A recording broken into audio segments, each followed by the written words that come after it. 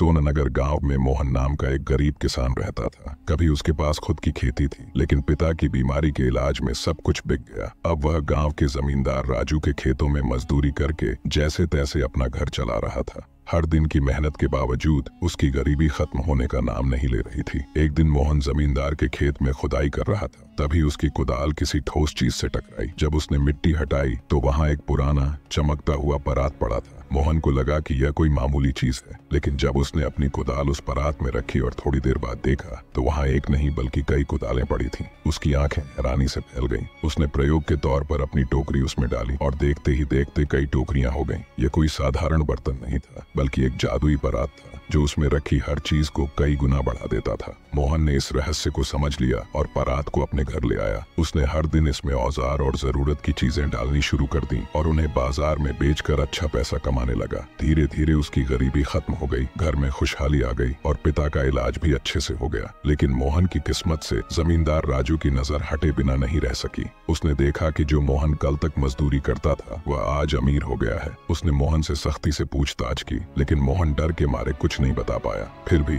जमींदार को जब पता चला कि यह सब एक जादुई परात की वजह से हुआ है तो वह उसे जबरदस्ती छीन कर ले गया। अब जमींदार भी परात का फायदा उठाने लगा। उसने सोने चांदी के गहने उसमें डाले और रातों रात बहुत अमीर बन गया। उसकी लालच बढ़ती ही गई, लेकिन यही लालच उसकी बर्बादी का कारण बनने वाला था। जमींदार की संपत्ति अचानक इतनी बढ़ गई कि यह खबर सोननगर के राजा तक पहुंच गई। राजा को जब परात के बारे में पता चला तो वह इसे अपने महल में लाने के लिए उत्सुक हो गया। उसने सैनिकों को भेजा और बलपूर्वक जमींदार से परात छीन ली। राजा का लालच सबसे ज्यादा था। वह सोचने लगा कि अगर यह परात मेरी संपत्ति बढ़ा सकती है तो यह मेरी ताकत भी बढ़ा सकती है। उसने इस परात में अपने कीमती सामान डाले, फिर सोने के गहने, फिर महल के खजाने और आखिर में खुद को भी परात के अंदर डाल दिया। और फिर हुआ कुछ भयानक। जैसे ही राजा परात के अंदर गया, उससे कई राजा बाहर निकलने लगे। हर राजा चिल्ला रहा था, मैं असली राजा हूँ। देखते ही देखते वे आपस में झगड़ने लगे। महल में अफरा तफरी मच गई। हर नकली राजा असली बनने के लिए लड़ रहा था। अंततः उन सभी की आपसी लड़ाई में सभी की मृत्यु हो गई और इसी लड़ाई के दौरान वह जादुई परात भी टूट गया।